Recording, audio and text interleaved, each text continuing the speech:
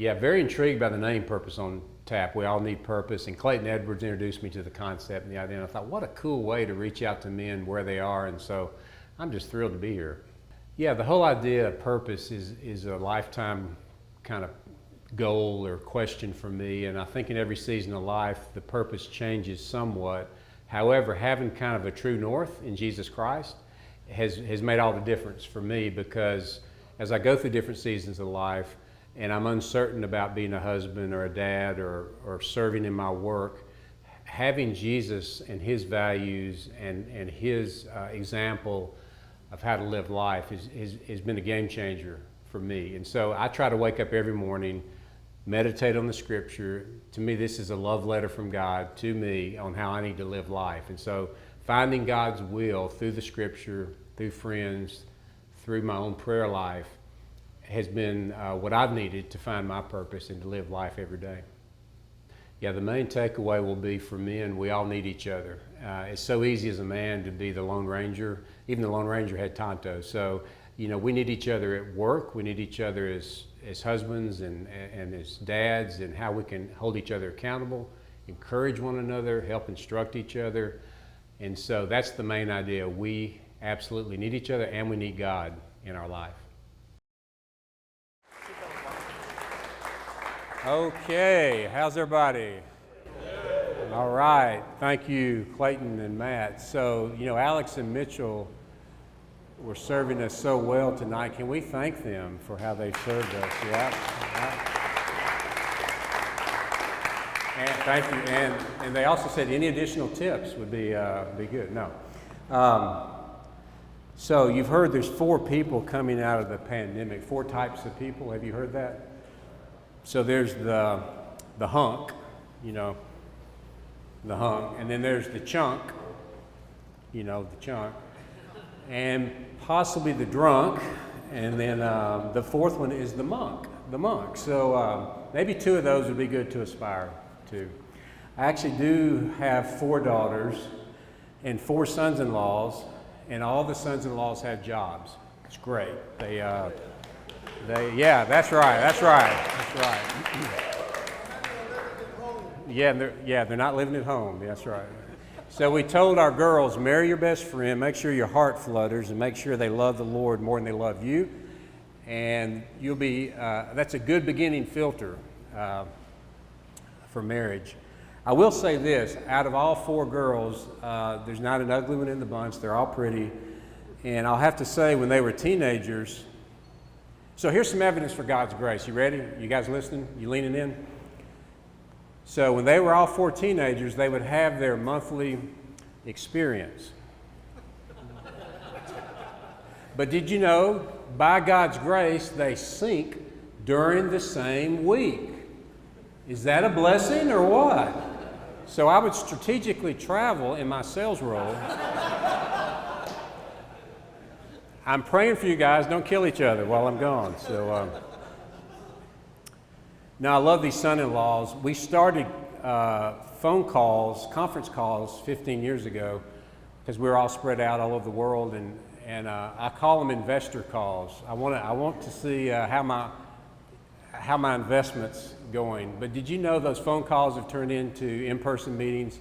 Those in-person meetings have turned into trips. So we just got back from South Holston River fly fishing this past weekend. And the fishing is just, we actually caught a few fish, but the fishing is just an excuse for the fire pit conversation, right? And all 4 of them, it's been the hardest year of my life, changed jobs, 3 kids under 4, and, but we need each other, right? We need each other. And to see these son-in-laws become best friends is a joy. So Truett Cathy is one of my heroes. You all know Truett, right? He didn't invent the chicken, just a chicken sandwich, right? We know Truett. Well, do you know his life Bible verse was a Proverbs? A good name is better than riches. A good name is better than riches. So one question I have for us tonight is, if we look at the balance sheet of our life, where is our integrity? Where is our good name? Are we putting more stock in the material side of our balance sheet, or are we putting more stock in a good name that is better than riches. And the man who wrote that in Proverbs became the second wisest man who ever lived. Jesus claims the gold medal for that. But so King Solomon wrote that a good name is better than riches. So as I think about my brand of representing Jesus Christ as a Christian, which I was in college when I actually had a personal encounter with Christ, and that's how I came to have a relationship with Him. I've had to ask myself over the years, am I keeping the main thing the main thing? And what I'm learning is, guys, I don't trust myself by myself. I don't trust myself by myself because I can talk myself into anything. And so I brought my good friend Dr. Andy Ward with me tonight, and we've been in small group with couples for 12 years. Now, each couple has argued with each other in front of the other couple. So, I mean, we're vulnerable, we're authentic. And but I heard a guy recently tell me that his wife filed for divorce, and he said, Boyd, our mistake was we never told anybody about our problems. We never talked out loud about what we were struggling with. We tried to do it alone. And they missed the whole community aspect that we need each other. We are better together, right? We're better together. So I met this guy pre-COVID. Isn't it weird how we say that? Like pre-COVID, post-COVID. We don't even know if it's post-COVID yet. But anyway, pre-COVID, I met this guy who was a structural engineer, and I was working on a talk on integrity. And I said, well, tell me about the structural integrity of buildings and bridges. What's the most important? He said, well, the inspections are the most important. Of course, I'm thinking about Surfside, right? Down in Miami. Did y'all hear about that little debacle? And I don't know the exact numbers down there, but it was something like a $12 million problem that now the lawsuits are over $1 billion. Isn't that interesting? But this structural engineer said the inspection on the front end to make sure the building or the bridge is to code, and then even more importantly for these buildings to stay strong through difficult, through bad weather, whatever it might be, is the ongoing inspections of these structures. And of course, my wheels are turning and I'm thinking, oh my goodness, am I inviting inspectors into my life? Because I'm not always objective about what needs to be tweaked, right? Or sometimes a whole wall in my life maybe needs to be torn down because I built a bad habit. Am I inviting inspectors to tell me the truth because they really love me? Or am I just kind of flying solo, thinking that I can make it by myself? And so I've really been pondering this idea. I asked a few guys, maybe 8 years ago, I asked him for a 10-year commitment. I know for guys that's like, you're looking at me like, are you absolutely nuts? A 10-year commitment for what? Well, I met these guys 7 years ago, and we called a finishing well group. I know that sounds a little, anyway, that's what we're calling it, a finishing well group. And I said, guys, all of you have been so successful. You've made more money than you can ever spend. I just want to make sure we don't screw up. And can we get in each other's lives and ask hard questions? Because here's something else I learned from this structural engineer. He said that what's important when you have that inspector come in are the pressure points on that structure. And if you don't deal with those pressure points, they'll cause a compromise or a collapse in that building or that bridge. And so I thought to myself, what are those pressure points in my life? And I believe it's success and failure. I believe success and failure are those pressure points on the structural integrity of our life. And I'm not so much concerned about failure because I'm typically more teachable, right, when I failed, right? When I failed, I'm open to input and advice. But when I'm successful, I'm dangerous, right? When I'm successful, I'm dangerous because I'm bulletproof now. I've got it figured out. I'm successful. But it's actually just the opposite. The more success means more accountability. The more we need each other. And the 3 words that came to mind were authority or power, affluence, and autonomy. So when we have influence or we have authority or power in our work or whatever it might be, it's easy to kind of distance ourselves or to use that in an unhealthy way just for my own agenda or just for my own desires. So I have to be careful. The more success, the more influence, the more authority, the more promotions, right? What am I doing to make sure that doesn't go to my head and cause me to forget what allowed me to get to the point in success in my career or whatever it might be?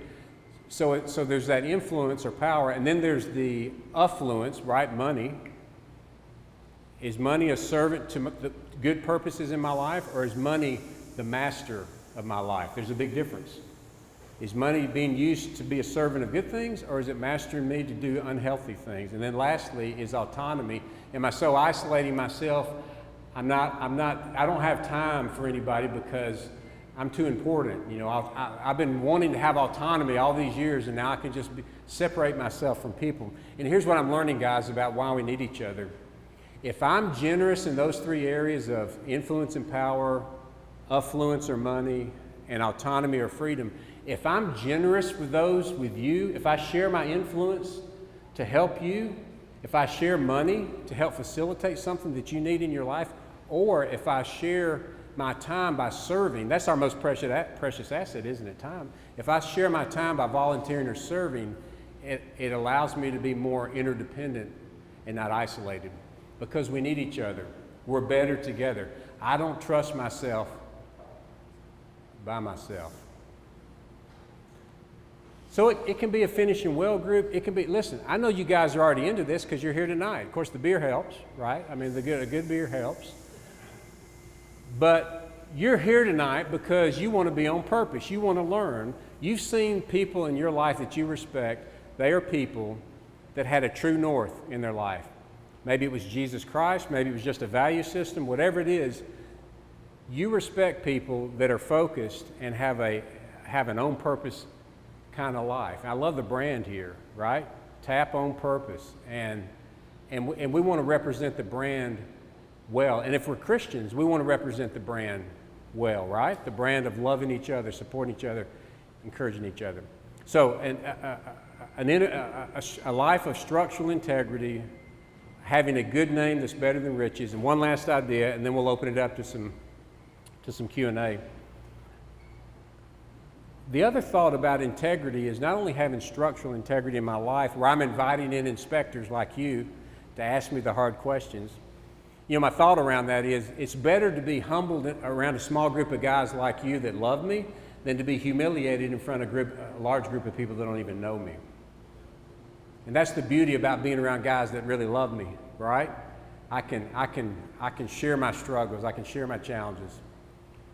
But the other idea about integrity, it's another way of saying integration. Am I integrating into my identity who I really say I am? If I say I'm a Christian, am I really integrating the Christ life in who I am, or is it just kind of a Sunday check the box, and maybe I'll pick up some business opportunities, or it might help with my marketing, or is it truly an integration? Have I really truly integrated my faith into the 7 days of my life? Am I representing the Christian brand well, or am I off brand in how I'm living my life? And so integration, I think, is very important, because men, what happens with me, maybe you've experienced this, if my identity is just in my work and work doesn't go well, guess what I feel like? I feel terrible, right? If my identity is just being in a good husband or a good dad, and I'm having a bad day as a husband or dad, I can really beat myself up more than I should. I find myself sometimes, I'm the hardest on myself than anybody. I can be so unkind to myself because I set such a high bar. But here's the beauty of being a follower of Jesus. Our identity is in Christ. And he says that you are a beloved son in whom he is well pleased. And that's without any performance. My dad he wanted me to perform constantly. If I made an A, it should have been an A+. If I mowed the grass, I missed a spot. My dad was always raising the bar, never seemed to be enough. Guess what? With your Heavenly Father, you're accepted just like you are. We need each other. We need that structural integrity. We need that integrated life. and we need the Lord in our life. If we have each other and we have God, everything else is gravy, right? Is icing on the cake. And if I had a beer, I'd give a good cheer right there. Cheers. So, all right. So Frank has reminded me that when you ask a question, I am to repeat the question, so it's recorded. Is that right, Frank? Okay. Who has a question? Max, I have eye contact with you. So Max's question is, what do you consider the most valuable discipline in your life, and have you grown to love that? Love that discipline. Wow, that's not an underhanded slow pitch. You know, not to sound too spiritual, but can I just say this anyway? I think a disciplined devotion to Jesus Christ, for me, is a love relationship. And so Jesus talks about being my best friend. He talks about being an encourager. He talks about giving me wisdom to lead the way. And so for me to have the discipline every morning of reading this love letter from Jesus in the scripture kind of ties everything else together. And some days it's very dry, but it's like physical exercise, right? I still do it. I'm still disciplined to go through that routine, because over time it does build character and it does give insight and wisdom. So, wow, thank you, Max. You got us off to a good start. All right, someone else. So when I was in the late 20s, early 30s, who was the man that was a positive influence? That was actually pretty easy. Some of you know Charlie Renfro. Frank does. Now he's a little bit out of control. He's a little bit out of control, but it's fun to be around crazy guys, right? It's fun to be around crazy guys. But he loved his wife, and he loved his children. And he let me follow him around. You know, he drove his BMW, and I'd ride around with him. We'd go to lunch together, and he would say, "Boyd, we're rich. We're rich." And I'm thinking, well, you're rich, but anyway, I'm with you. And but what he meant was, we're rich in what really matters, and that's relationships. Relationship with our family. My friend says it, another friend says it like this: if the people who know us the best like us the least, that's a problem. If the people who know us the best like us the least, then I need to reset, refocus, and make sure that I'm investing in those that are going to attend my funeral. And Charlie was great about investing in those that are going to attend his funeral one day. And he's asked me to officiate. I hope it's not anytime soon, but anyway, thank you. That's a good question. Yeah. So Frank asked me, what about when I faced a kind of a life challenge? Anybody ever faced one? Yeah, right. So I took my health for granted for a lot of years, and then about 12 years ago, I had early stage prostate cancer, and I'll tell you, when God gets you by the balls, right? Anyway, he had my attention, and I tell you what, I did not like it. I was mad, and I was sad, and I said, Lord, I'm doing your work. I'm trying to help men. I'm trying to love my wife. I'm trying to love my children. And this is a major malfunction. This is a major interruption. And I was just so stressed about it. And it's like I was not practicing what I said I believed, you know. I was not practicing what I wrote about. So guys, I'm actually in the hospital to get the biopsy to confirm the cancer. The head nurse comes up to me in her scrubs, and she says, "Are you that guy that writes the Wisdom Hunter devotional?" And I felt about that big, because I did not feel I was living on brand at that point. I was letting suffering get the best of me. And I said, "Yes, ma'am." And she said, "I just want you to know, my wife from Houston, my best friend in Houston gave it to me a year ago. I just had the hardest year of my life, and that's what got me through life." And God said to my heart, this sickness isn't about you, it's about how you're going to respond to help other people. Are you going to live out what you say you believe so other people can have faith in God, or are you going to have a pity party every day? And I determined I was the only one attending the pity party. Have you ever noticed that? And so that turned me on a dime, Frank, and after that, it was still hard. It was a long process. I don't wish a catheter on anybody, but you know what it did after that 12 years ago? It's caused me to refocus on what really matters. What really matters. Yeah, the question is, as men, pride is probably our number one nemesis, right? So how do I keep pride in check? How many of you are married? So listen to your wife. That's one. It's called heavenly sandpaper. You know, it kind of sands the pride away from my heart. I would say truly listen to other people.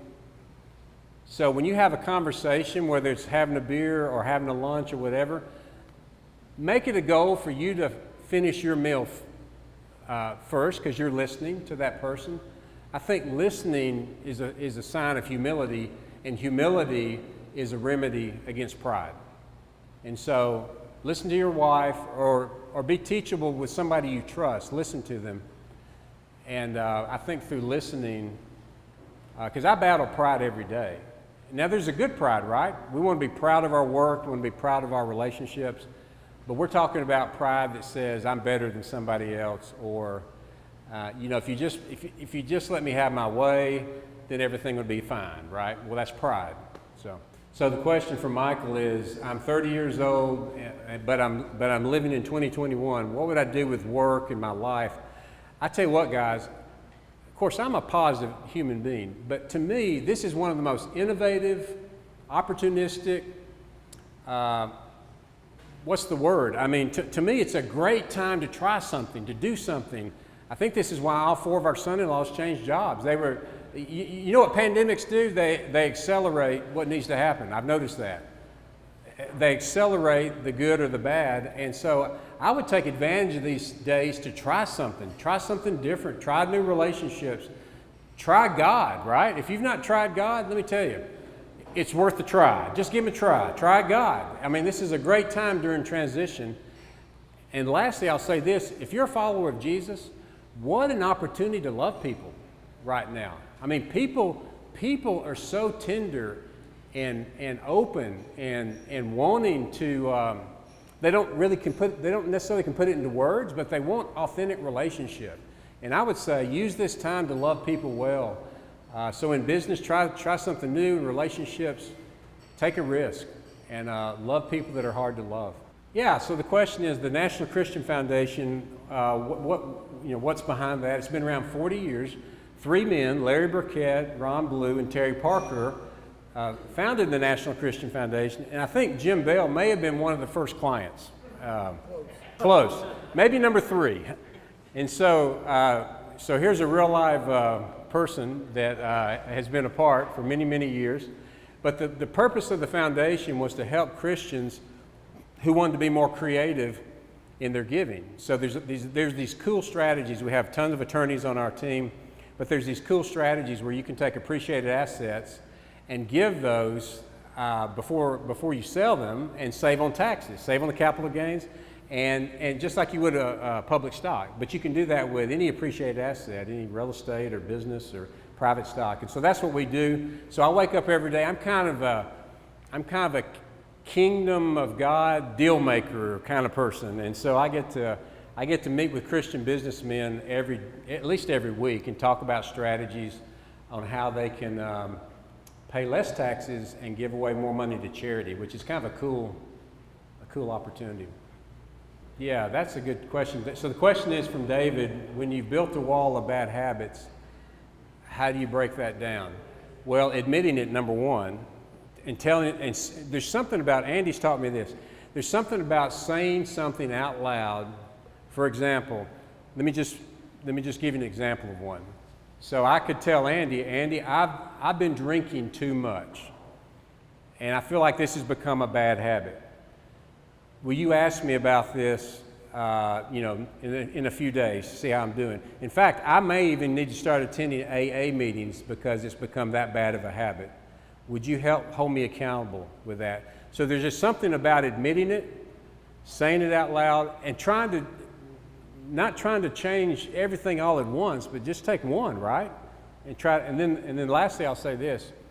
there's something about God's power working through us with these bad habits. You know, you read these stories of Jesus and how people would be healed and how he would work in their lives, and all of a sudden, instead of this woman sleeping with every guy in town, she's running around telling people how she's a new follower of Christ.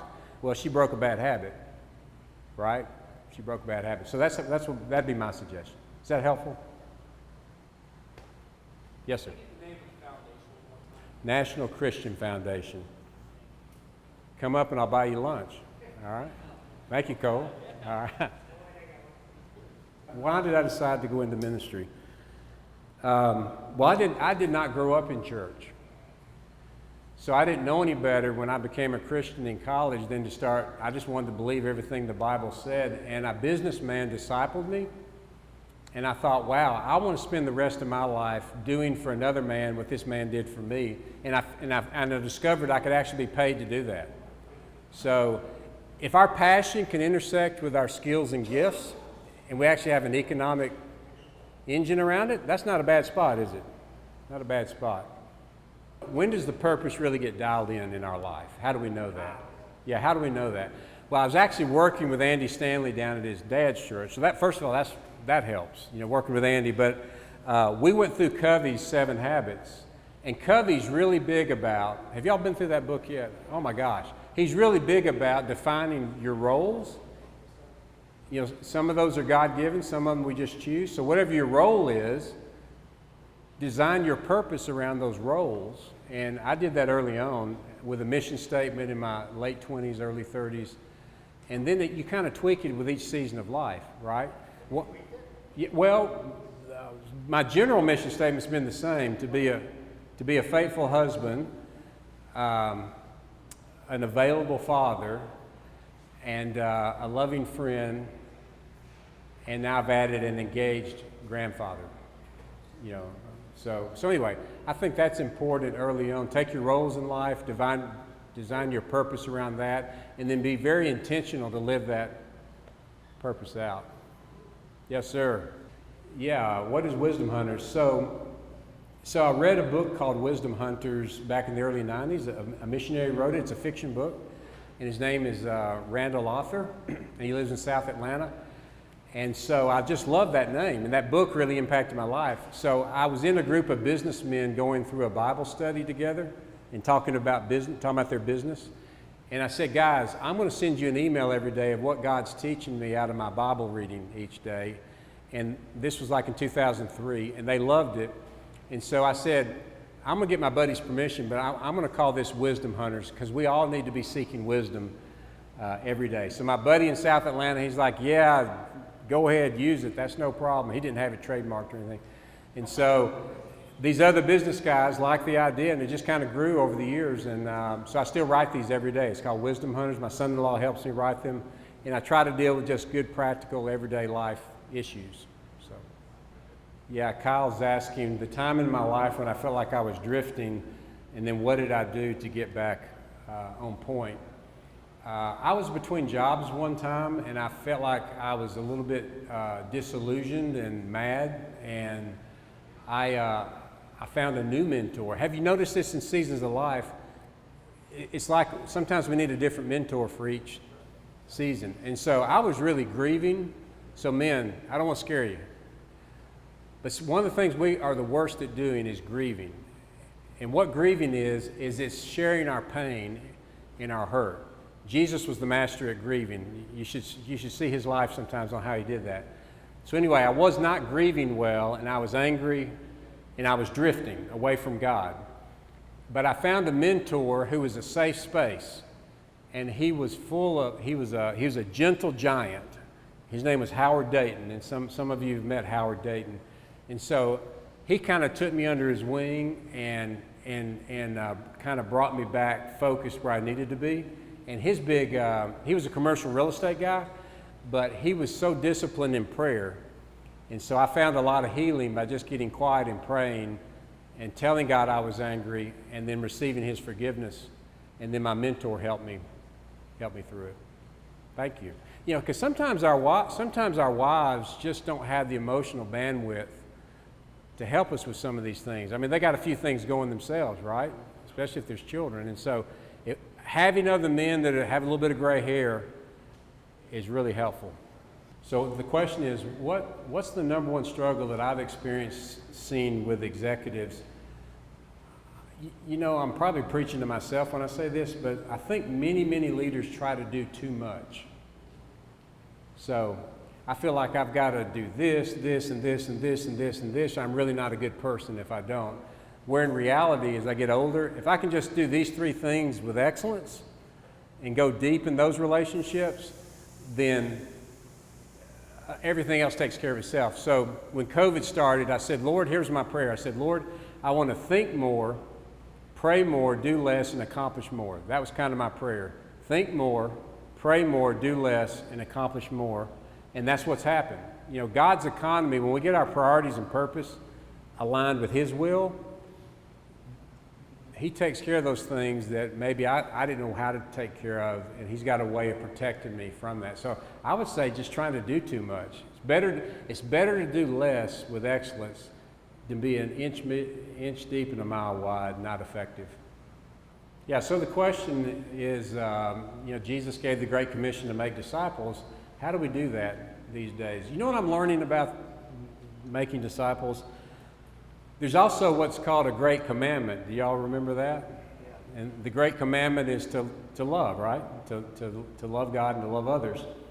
And so what I'm learning about making disciples is, if I'm being loved well myself, with my family, with my friends, with the Lord, then I've got capacity to love others well, to make disciples. And I think that's been a missing link in my life over sometimes, some seasons of life. I get too busy making disciples, I'm forgetting to keep my own emotional tank and spiritual tank full, and I think that's critical. So to do the Great Commission well, I think we have to do the Great Commandment well, and there's a sequence. There's a sequence to that. David, the dramatic David. So David's question is, what's been a profound thing that a mentor friend has told me that really got my attention?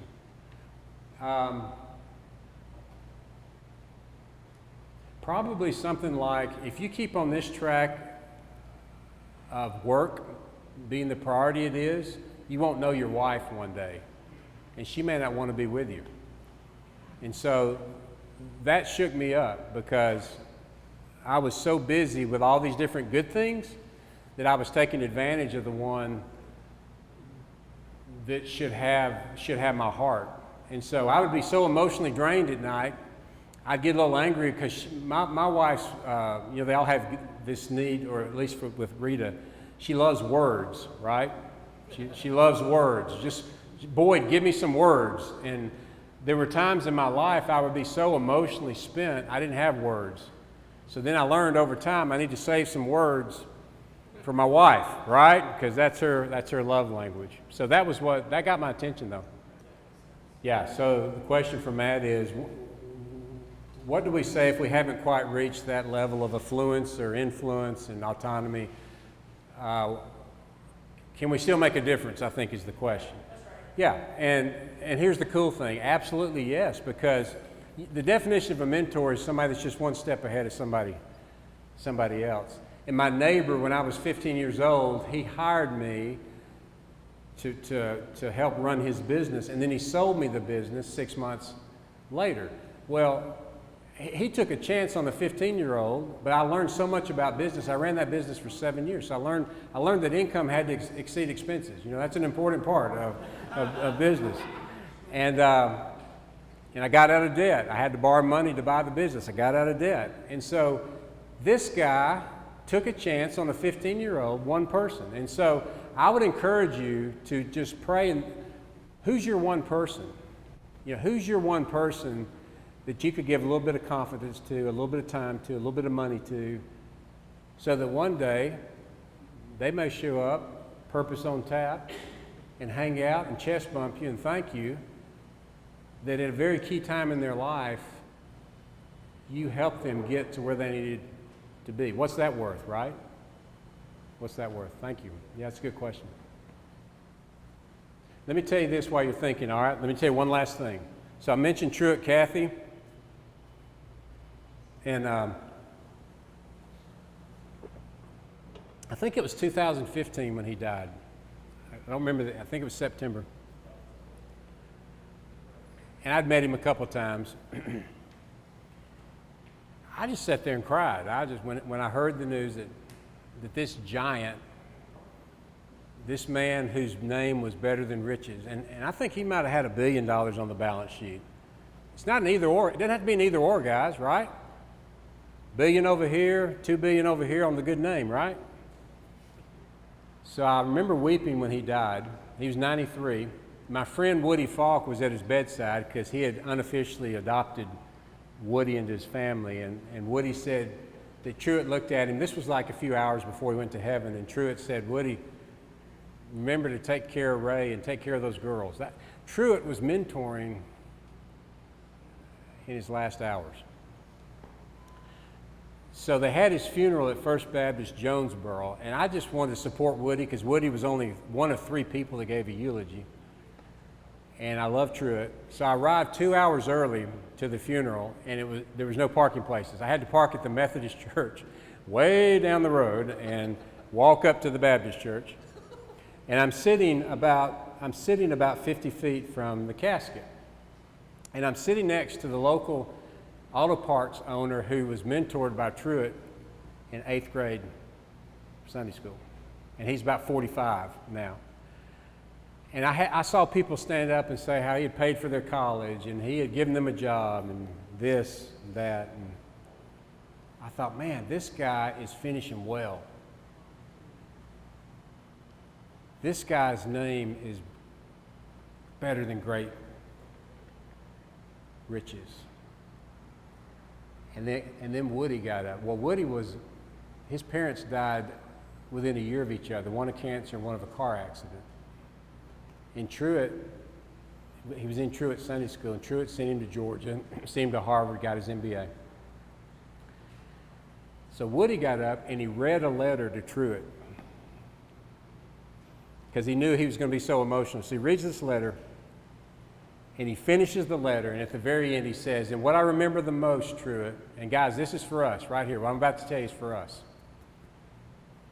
What I remember the most, Truett, was when I was in 8th grade, you took 3 of us, and we went and bought 3 homemade lemon pies from the Chick-fil-A Dwarf House in Hapeville, and we took each of those pies to 3 different widows. He said, I learned that day as an orphan, I learned how an orphan was to love a widow. And today, Woody is like on the executive team. I mean, he's just way up there in the organization. But what impacted him was one man mentoring him on a Saturday morning to go love on a widow. So guys, we're better together. We need each other.